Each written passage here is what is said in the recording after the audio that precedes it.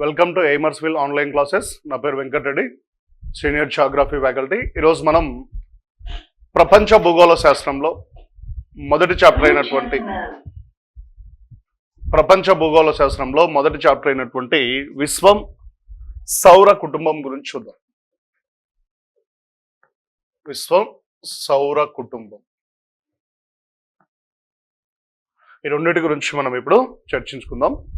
So యాక్చువల్గా group 2లో మనకు ఈ విశ్వం సౌర కుటుంబం నుంచి కొన్ని మార్కులు అడిగేదానికి అవకాశం ఉంది. సో ఫస్ట్ ఆఫ్ ఆల్ ఇక్కడ విశ్వం అంటే ఏంటి, అనేది తెలుసుకోవాలి. ఏంటి మరి విశ్వం అంటే ఒక అనంతమైనటువంటి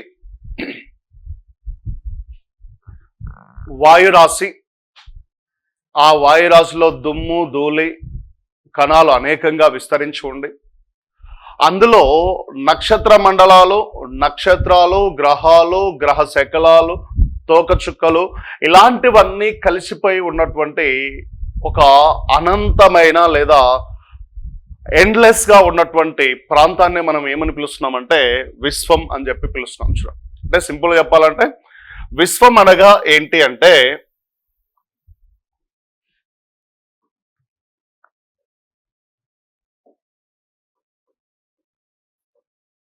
గ్రహాలు, ఉపగ్రహాలు, అలాగే నక్షత్రాలు, నక్షత్ర మండలాలు,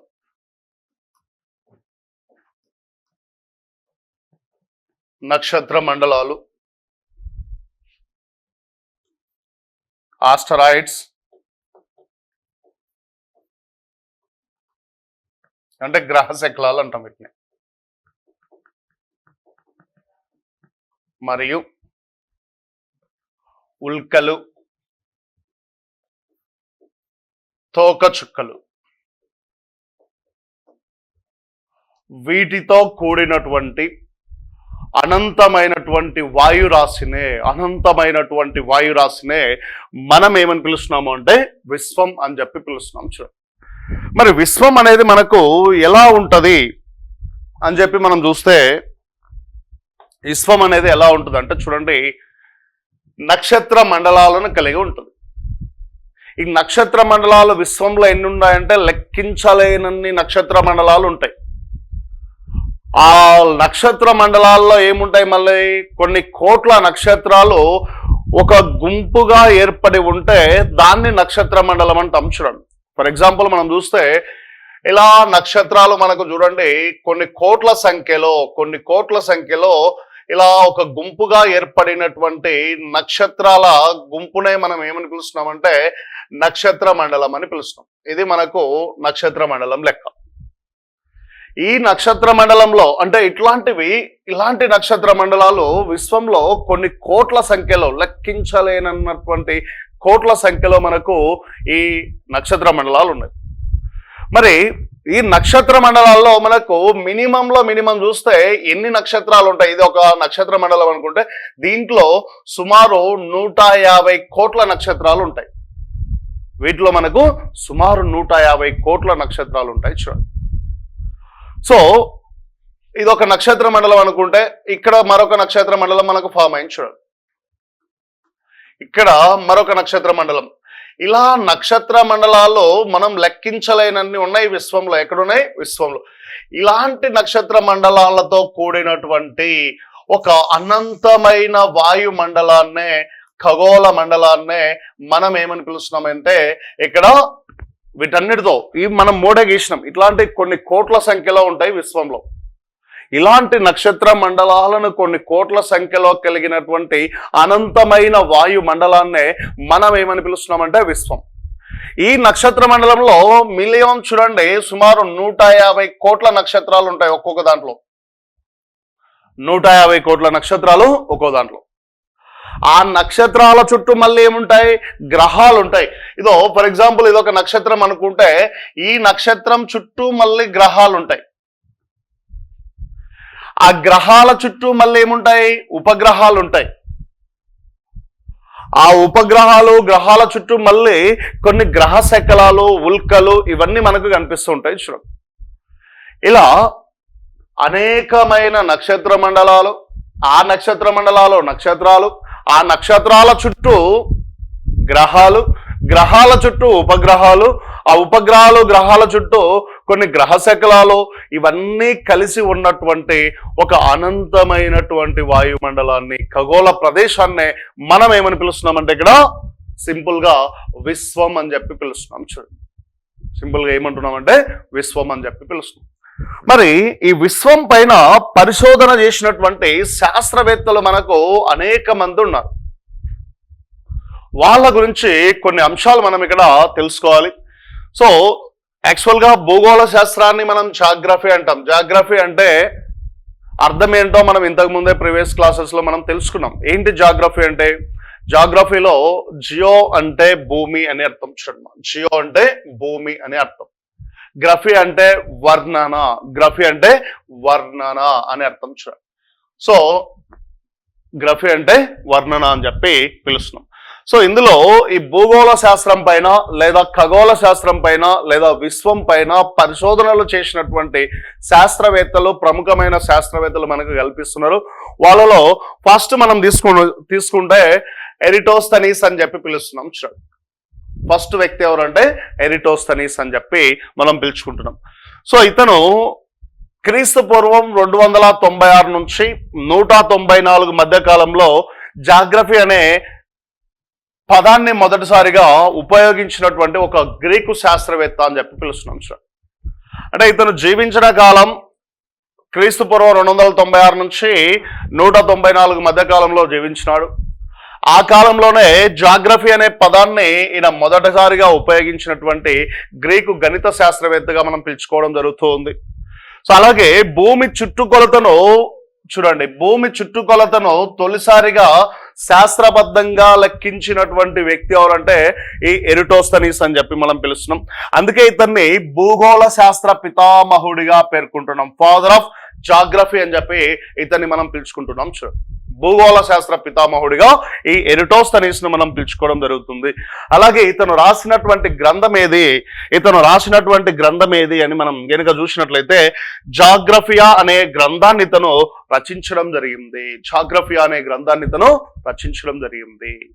so simple, father of geography అని చెప్పి ఎవరిని పిలుస్తారు అంటే ఎరిటోస్తనీస్ ను మనం పిలుచుకోవడం జరుగుతుంది. చూడండి, అంటే జాగ్రఫీ అనే పదాన్ని మొదటగా ప్రతిపాదించినది లేదా ఉపయోగించిన వ్యక్తి ఎవరంటే ఈ ఎరిటోస్తనీస్ అని చెప్పి మనం గుర్తుంచుకోవాలి. సో ఈయన జాగ్రఫియా అనేటువంటి ఒక బుక్ ను రచించినాడని చెప్పి మనం ఇక్కడ గుర్తుంచుకోవాలి. చూడండి, ఇక ఫర్దర్ గా వస్తే హెకటేవియస్ అని చెప్పి పిలుస్తున్నాం. చూడండి, హెకటేవియస్ అని చెప్పి పిలుస్తున్నాం. ఇతను క్రీస్తు పూర్వం 550 సంవత్సరం కాలంలో జీవించినట్లుగా మనకు తెలుస్తుంది. ఆ కాలానికి చెందినటువంటి వ్యక్తిగా మనం ఇతన్ని పిలుచుకుంటున్నాం. అలాగే ఇతను కూడా ఒక గ్రీకు చరిత్రకారుడు. చూడండి, ఇతను కూడా ఒక గ్రీకు చరిత్రకారుడు. సో ఇతన్ని కూడా మనం ఏమని పిలుస్తున్నామంటే భూగోళ శాస్త్ర పితామహుడుగానే మనం పిలుచుకుంటున్నాం. హెకటేవియస్ ను కూడా మనం భూగోళ శాస్త్ర పితామహుడుగానే పిలుచుకోవడం జరుగుతుంది.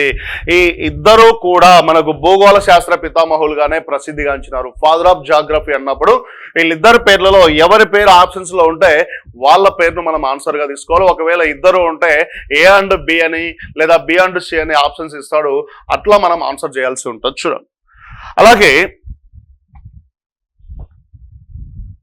రిచర్డ్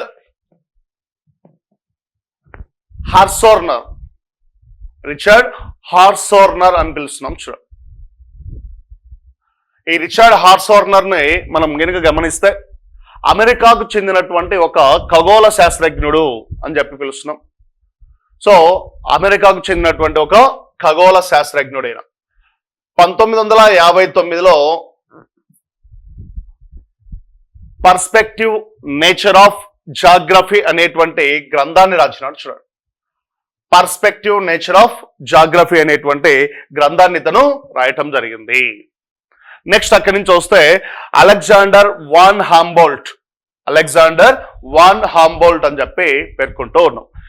ఇతను 1769 క్రీస్తు శకం 1769 నుంచి 1859 మధ్య కాలంలో నివసించినటువంటి వ్యక్తి. సో మరి కాస్మోస్ అనే గ్రంథాన్ని రచించినటువంటి వ్యక్తిగా ఇతన్ని మనం పిలుచుకుంటూ ఉన్నాం. కాస్మోస్ అనే గ్రంథాన్ని రచించినటువంటి వ్యక్తి. అలాగే జర్మనీకి చెందినటువంటి శాస్త్రవేత్త ఇతను. జర్మనీ దేశానికి చెందినటువంటి ఒక ఖగోళ శాస్త్రవేత్తగా మనం పేర్కొంటూ ఉన్నాం. సో నెక్స్ట్ ఫ్రెడరిక్ రడ్జల్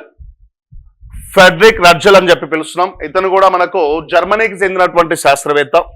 సో ఆధునిక మానవ భూగోళ శాస్త్ర పితామహుడిగా ఇతన్ని మనం పేర్కొంటాం. ఆధునిక మానవ భూగోళ శాస్త్ర పితామహుడు అని చెప్పి ఇతన్ని మనం పిలుచుకుంటున్నాం. చూడండి, సో మామూలుగా భూగోళ శాస్త్ర పితామహుడు అని ఎవరిని పిలుస్తున్నామంటే ఫస్ట్ ఎరిటోస్తనీస్ ని పిలుస్తున్నాం, తర్వాత హెకటేవియస్ అనే అతన్ని పిలుస్తున్నాం. ఆధునిక మానవ భూగోళ శాస్త్ర పితామహుడు, ఫాదర్ ఆఫ్ హ్యూమన్ జియోగ్రఫీ అని చెప్పి ఎవరిని పిలుస్తున్నామంటే ఫ్రెడరిక్ రడ్జల్ ని పిలుస్తున్నాం. చూడండి, మరి ఇతను ఏ దేశానికి చెందినటువంటి వ్యక్తి అంటే జర్మనీకి చెందినటువంటి వ్యక్తిగా మనం పేర్కొంటూ ఉన్నాం. చూడండి, అంటే మానవ భూగోళ శాస్త్రం అనగా అంటే ఏంటి అంటే భూతలానికి మానవ సంఘాలకు మధ్య ఉన్న సంబంధాల గురించి తెలియజేయడమే మానవ భూగోళ శాస్త్రం అని చెప్పి పేర్కొన్నటువంటి వ్యక్తి ఇతనే. అంటే భూ ఉపరితలం మీద మానవులతో ఉన్నటువంటి సంబంధం, అంటే భూ ఉపరితలానికి మానవులకు ఉన్నటువంటి సంబంధాన్ని గురించి తెలియచేయడమే మానవ భూగోళ శాస్త్రంగా ఇతను మనం పేర్కొనడం జరిగింది. సో నెక్స్ట్ మనం చూస్తే హంటింగ్టన్. సో ఇతని ప్రకారం మనం కనుక చూసినట్లయితే భౌతిక పరిస్థితులకు పర్యావరణానికి ఈ రెండిటికి సంబంధించిన ఏవైనా సంఘటనలు జరిగినప్పుడు ఆ సంఘటనలకు మానవుడు ప్రతిస్పందించేటువంటి అంశాలను మానవ భూగోళ శాస్త్రంగా ఇతను పేర్కొనడం జరిగించున్నాడు. అంటే భూమిపై ఉన్నటువంటి భౌతిక పరిస్థితులు, పర్యావరణ పరిస్థితులకు జరిగినటువంటి ఏవైనా సంఘటనలు, అంటే ఆ రెండిటి యొక్క ఏవైనా సంఘటనలకు మానవుడు స్పందించేటువంటి తీరునే మానవ భూగోళ శాస్త్రం అని పేర్కొంటారు అని చెప్పి పేర్కొన్నటువంటి వ్యక్తి ఎవరంటే హంటింగ్టన్ అని చెప్పి మనం చెప్తున్నాం. చూడండి, నెక్స్ట్ వస్తే డబ్ల్యూఎం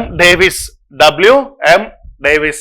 ఇతన్ని భూస్వరూప శాస్త్ర పితామహుడు అని పిలుస్తున్నాం. చూడండి, దాన్ని భూస్వరూప శాస్త్ర పితామహుడు అని చెప్పి పిలుస్తున్నాం. అంటే భూమిపై ఉన్నటువంటి వివిధ స్వరూపాల గురించి అధ్యయనం చేయు శాస్త్రమే భూస్వరూప శాస్త్రం. ఫర్ ఎగ్జాంపుల్, భూమిపైన పర్వతాలు ఉంటాయి, లోయలు ఉంటాయి, నదులు ఉంటాయి, సో పేట భూములు ఉంటాయి, మైదానాలు ఉంటాయి, ఇలా అనేక భూస్వరూపాలు భూమిపై ఉంటాయి. ఆ భూస్వరూపాల గురించి అధ్యయనం చేయ శాస్త్రమే భూస్వరూప శాస్త్రం. ఆ భూస్వరూప శాస్త్ర పితామహుడు ఎవరు అని చెప్పి మనం చూసినట్లయితే డబ్ల్యూఎం డేవిస్ అని చెప్పి మనం పేర్కొంటూ ఉన్నాం. చూడండి, డబ్ల్యూఎం డేవిస్ అని చెప్పి పిలుస్తున్నాం. అలాగే నదులకు చూడండి, ఇక్కడ నదులకు, ఈ నదికి కొన్ని దశలు ఉంటాయి. మానవ జీవితానికి కొన్ని దశలు ఉంటాయి కదా, బాల్య దశ, యవ్వన దశ, వృద్ధాప్య దశ లాగా ఇక్కడ కూడా నదికి బాల్య దశ, యవ్వన దశ, వృద్ధాప్య దశలు ఉంటాయని పేర్కొన్నటువంటి వ్యక్తి ఎవరు అంటే ఈ డబ్ల్యూఎం డేవిస్ అని చెప్పి మనం పేర్కొంటున్నాం. సార్, సో నది ప్రవాహ మార్గంలో చూడండి, మనం చూసినట్లయితే ఇలా నది ప్రవహిస్తూ ఉంటే ఈ నదికి ప్రారంభంలో అంటే పుట్టినప్పటి నుంచి చూడండి ఇక్కడ జన్మించి అది కొండల మధ్యన ప్రవహించుకుంటూ వస్తుంది. చూడండి, ఇలా కొండల మధ్యన ప్రవహించుకుంటూ వస్తుంది. పుట్టినప్పటి నుంచి కొండల మధ్య ప్రవహించే ఈ భాగాన్ని మనం ఇక్కడ నది యొక్క బాల్య దశ అని చెప్పి పిలుస్తున్నాం. చూడండి, బాల్య దశ అని చెప్పి పిలుస్తున్నాం. చూడండి, ఈ దశల గురించి చెప్పింది డబ్ల్యూఎం డేవిస్ అనే వ్యక్తి. ఆ తర్వాత మనం గమనిస్తున్నట్లయితే ఇక్కడ నుంచి ఇదంతా మైదాన ప్రాంతం ఉంటుంది. చూడండి, ఈ చివర్లో మనకి ఇక్కడ ఏముంటదంటే ఈ చివర్లో ఇక్కడ తీర ప్రాంతం ఉంటుంది. చూడండి, తీర ప్రాంతం మనకు కనిపిస్తుంది. ఈ మైదాన ప్రాంతంలో ప్రవహించే దీన్నే యవ్వన దశగా మనం పిలుచుకుంటున్నాం. చూడండి, యవ్వన దశ అని చెప్పి పిలుస్తున్నాం. చూడండి, ఈ తీర ప్రాంతంలో నది ప్రవహించే తీరును ఇక్కడ ఈ తీర ప్రాంతంలో అంటే సముద్ర తీరం, ఇక్కడ సముద్ర తీరంలో ఎప్పుడైతే ఈ నది ప్రవహించి అక్కడి నుంచి స్లోగా వెళ్ళి సముద్రంలో కలుస్తుందో ఆ తీర ప్రాంతం నుంచి సముద్రంలో కలిసే వరకు ఉన్నదాన్ని వృద్ధాప్య దశ, వృద్ధాప్య దశ అని చెప్పి పిలుస్తున్నాం. ఇలా నదీ ప్రవాహ మార్గాలను కూడా వివిధ దశలుగా విశదీకరించినటువంటి వ్యక్తి ఎవరు అంటే మనకు ఈ డబ్ల్యూఎం డేవిస్ అని చెప్పి మనం పేర్కొంటూ ఉన్నాం. అంటే మానవ జీవితంలో ఉన్నటువంటి దశలను నదికి కూడా అప్లై చేసినటువంటి శాస్త్రవేత్త ఎవరు అంటే డబ్ల్యూఎం డేవిస్ అని చెప్పి మనం పేర్కొంటూ ఉన్నాం. ఇక ఫర్దర్గా వస్తే ప్యాట్రిక్ గడేస్, నెక్స్ట్ వస్తే ప్యాట్రిక్ గడేస్ స్కాట్లాండ్కు చెందినటువంటి శాస్త్రవేత్త. ఇతన్ని సర్వశాస్త్రాల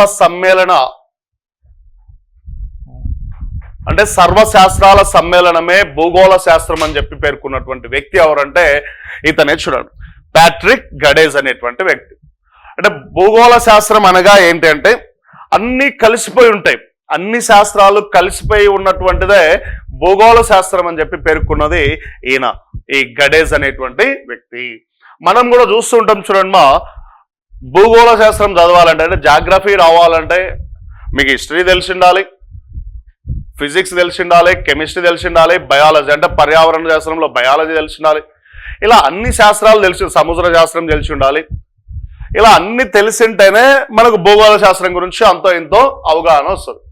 అందుకే అన్ని శాస్త్రాల సమ్మేళనమే భూగోళ శాస్త్రం అని చెప్పినటువంటి వ్యక్తి అంటే ప్యాట్రిక్ గడేస్ అని చెప్పి మనం పిలుచుకుంటున్నాం, స్కాట్లాండ్కు చెందిన వ్యక్తి. నెక్స్ట్ ఇమ్మానుయల్ కాంట్ జర్మనీకి చెందినటువంటి ఒక ఖగోళ శాస్త్రజ్ఞుడు. సో చరిత్రకు ఆధారం భూగోళం అని చెప్పి పేర్కొన్నటువంటి ఎవరు అంటే ఇతనే. చూడండి, చరిత్రకు ఆధారం భూగోళ శాస్త్రం అని చెప్పి పేర్కొన్న వ్యక్తిగా మనం పేర్కొంటూ ఉన్నాం. సో నెక్స్ట్ చూస్తే టాలమీ అని చెప్పి తీసుకుంటున్నాం. చూడండి, ఇతను గ్రీకు ఖగోళ శాస్త్రవేత్త. చూడండి, ఏ కాలంలో ఉన్నాడు ఇతను అంటే క్రీస్తు పూర్వం 140 కాలానికి చెందినటువంటి వ్యక్తి ఇతను. రైట్, మరి ఏం చెప్పినాడు మనకి అంటే భూకేంద్రక సిద్ధాంతాన్ని ప్రతిపాదించినటువంటి వ్యక్తి. చూడండి, అనగా భూమి కేంద్రంగా తీసుకొని విశ్వం మొత్తం భూమి చుట్టూ తిరుగుతుంది అని చెప్పి పేర్కొన్నాడు. చూడండి, ఇక్కడ గమనిస్తే ఇది భూమి అయితే ఈ భూమి చుట్టూ మిగతా గ్రహాలు, ఇది భూమి, మనకు భూమి చుట్టూ మిగతా గ్రహాలు, ఆ గ్రహాలకున్న ఉపగ్రహాలు మరియు విశ్వం మొత్తం దీని చుట్టూ తిరుగుతుంది అని చెప్పి పేర్కొన్న వ్యక్తి ఎవరు అంటే ఈ టాలమీ. అంటే భూమిని కేంద్రంగా చేసుకుని భూమి చుట్టూ మిగతావన్నీ తిరుగుతున్నవి, గ్రహాలు కానీ, ఉపగ్రహాలు కానీ, నక్షత్రాలు కానీ, నక్షత్ర మండలాలు కానీ, ఇవన్నీ భూమి చుట్టూ తిరుగుతున్నవి అని చెప్పినటువంటి వ్యక్తి ఎవరు అంటే దట్ ఈస్ టాలమీ. భూకేంద్రక సిద్ధాంతంను బట్ ఇది కరెక్ట్ కాదు, తర్వాత కాలంలో తప్పని తేలినది. అయినప్పటికీ భూకేంద్రక సిద్ధాంతాన్ని ప్రతిపాదించినటువంటి వ్యక్తి ఎవరు అంటే టాలమీ అని చెప్పి మనం పేర్కొంటూ ఉన్నాం. మరి ఇతను రచించిన గ్రంథం ఏది అంటే ఆల్మాజెస్ట్ అనేటువంటి గ్రంథాన్ని రచించినాడు. ఇతను రచించిన గ్రంథం ఏదంటే ఆల్మాజెస్ట్ అనేటువంటి గ్రంథాన్ని రచించాడు.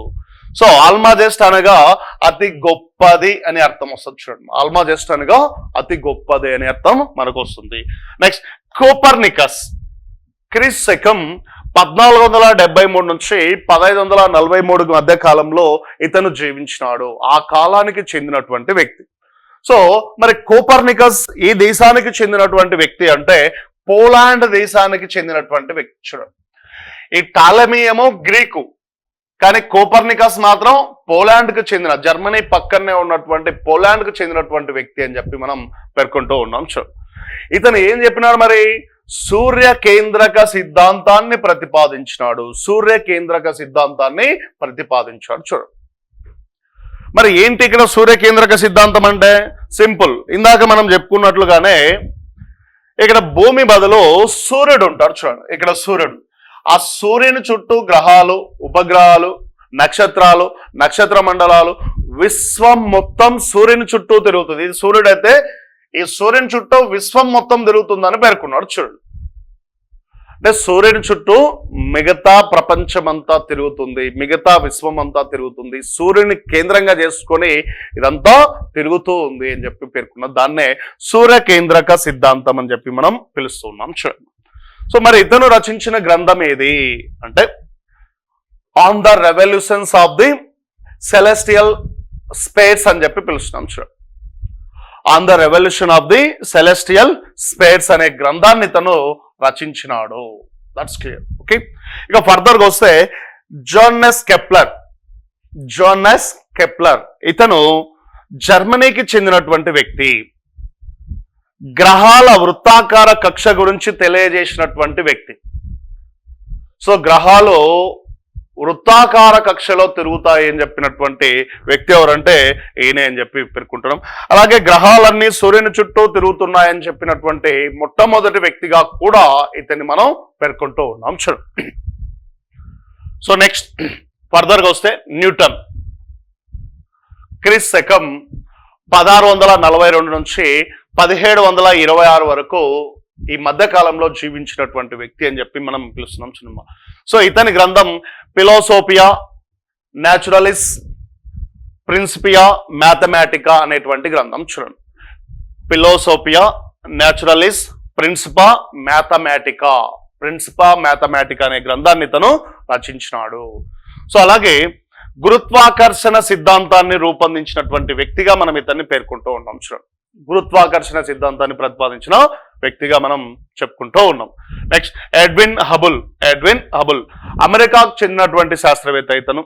సో విశ్వాన్ని టెలిస్కోప్ ద్వారా చూడటానికి లేదా కొలవటానికి శోధించడానికి ప్రయత్నం చేసినటువంటి వ్యక్తి అని చెప్పి మనం పేర్కొంటూ ఉన్నాం. చూడండి, అలాగే నక్షత్ర వీధులన్నీ వేటికవే దూరంగా విహరిస్తున్నాయి, అంటే పోయే కొద్ది వాటి యొక్క దూరం రెండు నక్షత్రాల మధ్య కానీ రెండు నక్షత్ర మండలాల మధ్య కానీ కొద్ది కాలానికి దూరం పెరుగుతుంది అని చెప్పినటువంటి వ్యక్తిగా మనం ఇతన్ని పిలుచుకుంటున్నాం. చూడమ్మా, సో సూర్యుడు పాలపుంత అనే నక్షత్ర వీధిలో ఒక నక్షత్రం అని 1929లో ప్రతిపాదించినటువంటి వ్యక్తిగా మనం ఇతన్ని పేర్కొంటూ ఉన్నాం. చూడండి, అలాగే ఇతని పేరు మీదుగానే హబుల్ టెలిస్కోప్ ను రూపొందించడం జరిగింది.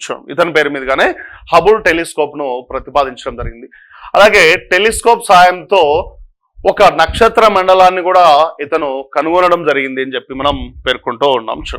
ఇక ఫర్దర్గా వస్తే ఈ రష్యన్ భాషలో విశ్వాన్ని మనం ఏమని పిలుస్తున్నామంటే కాస్మాలజీ అని పిలుస్తున్నాం. కాస్మాలజీ రష్యన్ భాషలో విశ్వాన్ని ఏమంటున్నామంటే కాస్మాలజీ. అమెరికన్ భాషలో ఆస్ట్రానమీ. మరి మన తెలుగులో విశ్వంలో ఖగోళ శాస్త్రం అని చెప్పి కూడా పిలుచుకోవడం జరుగుతుంది. సో ఏంటి మరి ఇంతకు ముందే చెప్పినట్టుగా అనేక నక్షత్ర మండలాలు, ఆ నక్షత్ర మండలాల్లో కోట్ల కొలది నక్షత్రాలు, ఆ నక్షత్రాల చుట్టూ గ్రహాల చుట్టూ ఉపగ్రహాలతో పాటు అనేకమైనటువంటి గ్రహ శాఖలాలు, దుమ్ము ధూళితో కూడినటువంటి అనంతమైన వాయుమండలాన్నే మనం ఏమన్నాం విశ్వం అని చెప్పి పేర్కొనడం జరిగింది. ఇక ఫర్దర్ గా విశ్వం అంటే డెఫినేషన్ మనకు ఆల్రెడీ వచ్చింది. మరి విశ్వం ఆవిర్భవించడానికి గల సిద్ధాంతాలు ఏమున్నాయి, అసలు విశ్వం ఎలా ఏర్పడింది అనేటువంటి తెలియజేస్తూ కొన్ని సిద్ధాంతాలు రావడం జరిగింది. వాటిపైన చూద్దాం. విశ్వ ఆవిర్భావ సిద్ధాంతాలు అని చెప్పి పేర్కొంటారు. First one big bang theory అని చెప్పి పిలుస్తున్నాం. చూడండి, సుమారు అంటే కొన్ని వందల కోట్ల సంవత్సరాల క్రితం, సుమారు మనం చూస్తే 1370 కోట్ల సంవత్సరాల క్రితం ఈ విశ్వం అంతా ఒక చిన్న ముద్దగా ఉండేదంట. చూడండి, ఒక బంతిలాగా, ఒక చిన్న ముద్దలాగా కనిపించేదంట. చూడండి, రైట్, ఒక చిన్న ముద్దలాగా మొత్తం అంతా కలిసిపోయి ఉండేది. కానీ కొన్ని సంపీడన బలాల కారణంగా ఆ చిన్న బంతి కాస్త ఒక పెద్ద విస్ఫోటనానికి గురైంది. అలా విస్ఫోటనానికి గురి కావడంతో ఆ విస్ఫోటనం చెందినటువంటి అనేక ముక్కలు అనేక ప్రాంతాలుగా వెళ్ళిపోయి అనేక నక్షత్రాలు, నక్షత్ర మండలాలు, గ్రహాలు, గ్రహశాఖలాలుగా మారినవని చెప్పినటువంటి థియరీ ఏదంటే మనకు బిగ్ బ్యాంగ్ థియరీ అని చెప్పి పిలుస్తున్నాం చూడండి. సో సింపుల్, అదే మనకి ఇక్కడ చెప్తుంది చూడండి. అంటే 1370 కోట్ల సంవత్సరాల క్రిందట ఒక హైడ్రోజన్ మేఘం మనకు ఉండేది, వాయువులతో కూడినటువంటి ఒక హైడ్రోజన్ మేఘం మనకు ఉండేది, రైట్. అది ఒక ముద్దలాగా ఉండేదని చెప్తున్నాం. ఉష్ణోగ్రతలు పెరగడం, సంపీడనాల వలన విస్ఫోటనం జరగడంతో ఆ పదార్థం అంతా ముక్కలు ముక్కలుగా విడిపోయింది, ముక్కలు ముక్కలుగా విడిపోయి విశ్వంలోకి విస్తరించింది. ఆ ముక్కలనే మనం ఇప్పుడు ఏమని పిలుస్తున్నాము అంటే మనం ఏమంటున్నాం చూడండి, నక్షత్ర మండలాలు, గ్రహాలు, ఉపగ్రహాలు, తోకచుక్కలు, సో ఉల్కలుగా ఏర్పడి ఒక నిర్ణీత కక్షలో కేంద్రకం చుట్టూ తిరుగుతున్నాయి. ఆ విధంగా విశ్వం ఏర్పడింది అని చెప్పి పిలుస్తున్నాం. దట్ ఈస్ అంటే సింపుల్ చెప్పాలంటే బిగ్ బ్యాంగ్ థియరీ అంటే కొన్ని కోట్ల సంవత్సరాల క్రితం విశ్వంలో ఉన్న ప్రతి వస్తువు అంతా కలిసిపోయి ఒక ముద్దలాగా ఉండేది. అక్కడ అంటే అదంతా కూడా ఒక వాయువులతో కూడినటువంటి ఒక ఖగోళ పదార్థం. అది సంపీడన బలాలు, ఉష్ణోగ్రతలు పెరగడం కారణంగా ఒక్కసారిగా విస్ఫోటనం చెంది అనేక ముక్కలుగా ఏర్పడింది. ఆ ముక్కలే కొన్ని పరస్పర గురుత్వాకర్షణ శక్తితో బంధించబడి నక్షత్ర మండలాలుగాను, ఆ నక్షత్ర మండలాల్లో నక్షత్రాల చుట్టూ గ్రహాలు, ఉపగ్రహాలు, ఉల్కాపాతాలు ఇట్లాంటివి మనకు ఏర్పడినవి అని చెప్పి మనం పేర్కొంటూ ఉన్నాం చూడండి. So that is big bang theory. మరి ఈ సిద్ధాంతాన్ని ప్రతిపాదించినటువంటి వ్యక్తి ఎవరు? ఈ సిద్ధాంతాన్ని ప్రతిపాదించినటువంటి వ్యక్తి ఎవరంటే జార్జెస్ అబే లెమిటియర్ అని చెప్పి పిలుస్తున్నాం చూడండి. సో సింపుల్ గా జార్జెస్ అబే లైమెట్రీ అని కూడా పిలుస్తాం. జార్జెస్ అబే లైమెట్రీ లేదా లెమిటియర్ అనేటువంటి వ్యక్తి బెల్జియంకు చెందినటువంటి వ్యక్తి అని చెప్పి పిలుస్తున్నాం చూడండి. అలాగే ఈ సిద్ధాంతానికి సంబంధించిన ప్రయోగాన్ని 2008 సెప్టెంబర్ 10 ఫ్రాన్స్ మరియు స్విట్జర్లాండ్ సరిహద్దుల్లో ఉన్నటువంటి స్విట్జర్లాండ్ దేశాల సరిహద్దుల్లో ఉన్నటువంటి తోరాబోరా పర్వతాల్లో అంటే బెర్న్ పర్వతాల్లో చేపట్టడం జరిగింది అని చెప్పి మనం పేర్కొంటున్నాం. అంటే బిగ్ బ్యాంగ్ థియరీ ప్రయోగం ఎప్పుడు జరిగిందంటే 2008 సెప్టెంబర్ 10 ఎక్కడ? ఫ్రాన్స్, స్విట్జర్లాండ్ దేశాల సరిహద్దుల్లో ఉన్నటువంటి తోరాబోరా పర్వతాల్లో జరిగింది అని చెప్పి గుర్తుంచుకోవాలి చూడండి. సో మరి విశ్వం ఆవిర్భావానికి సంబంధించినటువంటి వాదన ఏదైతే ఉందో ఆ వాదనను ఇది చూడండి, ఈ బిగ్ బ్యాంగ్ థియరీ ఏం చేసింది? సమర్థించింది. ఇలానే విశ్వం ఏర్పడింది, ఇలానే విశ్వంలో నక్షత్ర మండలాలు, నక్షత్రాలు ఇలా ఏర్పడినవని చెప్పి పేర్కొన్నది ఏదంటే ఇదే చూడండి. అంటే విశ్వం ఆవిర్భావానికి సంబంధించిన అత్యంత ప్రజాదరణ పొందినటువంటి సిద్ధాంతం ఏదంటే బిగ్ బ్యాంగ్ థియరీ అని చెప్పి మనం పేర్కొంటూ ఉన్నాం చూడండి. సో అలాగే దీన్ని విస్తరిస్తున్న విశ్వ పరికల్పన అని కూడా పిలుస్తున్నాం చూడండి. విస్తరిస్తున్న విశ్వ పరికల్పన అంటే సింపుల్ గా ఏం లేదు, ఆ విస్ఫోటనం చెందిన తర్వాత అప్పటి నుంచి ఇప్పటి వరకు కూడా మనం ఇంతకుముందు చెప్పుకున్నాం చూడండి. ఇక్కడ ఇలా నక్షత్రాలన్నీ పరస్పరం గురుత్వాకర్షణ శక్తితో ఇవేమవుతున్నాయి మనకి ఇక్కడ ఈ టైప్ లో మనకి ఇలా ఏర్పడి ఉన్నాయి చూడండి. ఈ మధ్యలో ఇప్పుడు దీనికి మధ్య దూరం కొద్ది రోజులకు ఏమైతుందంటే పెరుగుతూ పోతుంది చూడండి. అలా వీటి మధ్య దూరం ఒకదానికి మధ్య దూరం పెరుగుతుంది. అలాగే ఇంకొక నక్షత్ర మండలం ఇక్కడ ఉందనుకోండి, ఈ నక్షత్ర మండలానికి మధ్య కూడా దూరం పెరుగుతుంది. అంటే ఇది ఒక నక్షత్ర మండలం అయితే దీనికి మధ్య కూడా దూరం పెరుగుతుంది. ఇలా విస్తరిస్తూ ఉంది చూడండి. అలా నిరంతరం ఇది విస్తరిస్తూ దూరాలను పెంచుకుంటూ పోతుంది. కాబట్టి దీన్ని విస్తరిస్తున్న విశ్వ పరికల్పన అని కూడా మనం పిలుచుకుంటున్నాం చూడండి. అంటే రెండు నక్షత్రాల మధ్య కానీ, రెండు గ్రహాల మధ్య కానీ, లేదా రెండు నక్షత్రాల మధ్య కానీ దూరం అనేది క్రమేపీ పెరుగుతూ ఉంది. వాటి మధ్య దూరం అనేది ఎప్పటికప్పుడు పెరుగుతూ ఉంది. అందుకే దీనిని మనం ఏమని పిలుస్తున్నామంటే విశ్వ పరికల్పన, విస్తరిస్తున్న విశ్వ పరికల్పన అని కూడా మనం పిలుచుకోవడం జరుగుతూ ఉంది చూడండి. అలాగే 1920లో ఎడ్విన్ హబుల్ విశ్వం విస్తరిస్తుందన్నట్లుగా మనకు కొన్ని రుజువులు కూడా చూపించడం జరిగింది అని చెప్పి మనం పేర్కొంటూ ఉన్నాం చూడండి. ఇక ఫర్దర్గా వస్తే చూడండి ఈ సిద్ధాంతం ప్రకారం సమయం గడిచే కొలది, మనం ఇందాక చెప్పుకున్నదే క్లియర్. ఈ సిద్ధాంతం ప్రకారం సమయం గడిచే కొలది గెలాక్సీల మధ్య దూరం పెరుగుతుంది. గెలాక్సీ అంటే నక్షత్ర మండలం, ఆ నక్షత్ర మండలాల మధ్య దూరం పెరుగుతుంది. నక్షత్ర మండలాల మధ్య దూరం పెరిగితే నక్షత్రాల మధ్య కూడా దూరం పెరుగుతుంది. నక్షత్రాల మధ్య దూరం పెరిగితే గ్రహాల మధ్య కూడా దూరం పెరుగుతుంది. ఇలా అన్నిటి మధ్య దూరాలు క్రమేపీ పెరుగుతున్నాయని చెప్పి పేర్కొనడమే దీని యొక్క ముఖ్య ఉద్దేశం. చూడండి, దట్స్ క్లియర్. నెక్స్ట్ మనం వస్తే చూడండి, ఇది బిగ్ బ్యాంగ్ థియరీకి సంబంధించిన ఒక ముఖ్య సిద్ధాంతం, అంటే ఒక చిన్న పిక్చర్. ఇది ఫస్ట్ ఇదో ఇలా ఉండేది చూడండి మా, ఇలా ఉండేది ప్రపంచం మొత్తం. అంటే ఇప్పుడున్న నక్షత్రాలు, నక్షత్ర మండలాలు ఇదో ఈ టైప్ లో చిన్న ముద్దలాగా ఉండేది. ఇది విస్ఫోటనం చెందడం వల్ల చూడండి, ఇది కాస్త విస్ఫోటనం చెందడం వల్ల ఇక్కడ ఇక్కడ ఇక్కడ ఇలా పెరుగుతూ చూడండి. ఇక్కడికి వచ్చేసరికి ఇలా పెరుగుతూ పెరుగుతూ పెరుగుతూ చూడండి ఎన్ని వచ్చేసినాయి, కొన్ని కోట్ల సంఖ్యలో వచ్చేసినాయి చూడండి. సో ఒక్కటిగా ఉన్నది ఇలా విస్ఫోటనం చెందుతూ చైన్ న్యూక్లియర్ ఫ్యూజన్ అని చెప్పి పిలుస్తాం చూడండి. ఆ టైప్ లో అంటే గొలుసు కట్టులాగా ఒకదానికొకటి డబుల్ అయిపోతూ వచ్చేసినాయి. ఇలా విశ్వం మనకు ఏర్పడింది అని చెప్పి పేర్కొంటూ ఉన్నాం. ఇక ఫర్దర్ వస్తే రెండవ సిద్ధాంతం, బిగ్ బ్యాంగ్ థియరీ తర్వాత విశ్వం ఏర్పడే దానికి మూల కారణ సిద్ధాంతాల్లో, అంటే విశ్వ ఆవిర్భావ సిద్ధాంతాల్లో మొదటిది మనకేంటి, బిగ్ బ్యాంగ్ థియరీ. ఇక రెండోది నిరంతర సృష్టి సిద్ధాంతం. చూడండి, నిరంతర సృష్టి సిద్ధాంతం. సో పదార్థం అంటే ఖగోళ పదార్థం ఏదైతే ఉందో అది నిరంతరం ఉత్పత్తి అవుతూ విశ్వం విస్తరిస్తుంది. అంటే ఫస్ట్ మనం చెప్పినట్టుగా చిన్న ముద్దలాగా ఉన్న ఇది అలా విస్ఫోటనం చెంది మరొక రూపంలోకి మారి, అక్కడి నుంచి మళ్ళా విస్ఫోటనం చెంది ఇంకొక రూపంలోకి మారి, అక్కడి నుంచి మళ్ళా ఇలా నిరంతరం మారుతూ నిరంతరం విస్తరిస్తుంది. ఆ పదార్థం నిరంతరం ఉత్పత్తి అవుతూ వేరే వేరే రూపాల్లోకి మారుతూ నిరంతరం విస్తరిస్తుంది అని చెప్పి పేర్కొన్నటువంటివి ఎవరు అంటే థామస్ గోల్డ్ మరియు హెర్మాన్ బాండి అనేటువంటి శాస్త్రవేత్తలు దీని గురించి వివరించడం జరిగింది. సో సింపుల్, నిరంతర సృష్టి సిద్ధాంతం అనగా ఏంటి అంటే పదార్థం నిత్యం ఉత్పత్తి అవుతూ విస్తరిస్తున్నటువంటి సిద్ధాంతమే నిరంతర సృష్టి సిద్ధాంతం.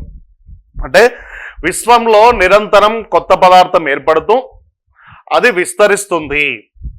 అలా విశ్వం మనకు ఏర్పడుతూ ఉంది, ఇప్పటికీ అది అలా పెరుగుతూనే పోతూ ఉంది అని చెప్పినటువంటి వ్యక్తి ఎవరంటే థామస్ గోల్డ్ అండ్ హెర్మన్ బాండే అని చెప్పి పిలుస్తున్నాం.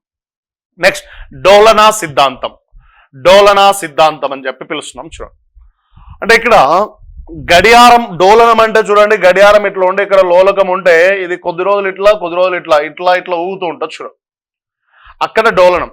కానీ ఇక్కడ అలా కాదు. మనకేమని చెప్తున్నాడంటే అలన్ శాండర్స్ అనేటువంటి వ్యక్తి, చూడండి అలన్ శాండర్స్ అనేటువంటి శాస్త్రవేత్త దీన్ని ప్రతిపాదించినాడు. ఏమని చెప్తున్నాడంటే విశ్వం కొద్ది రోజులు బాగా సంకోచం చెందుతుంది, ఆ తర్వాత కొద్ది రోజులు సంకోచ వ్యాకోచాలకు గురవుతుంటది.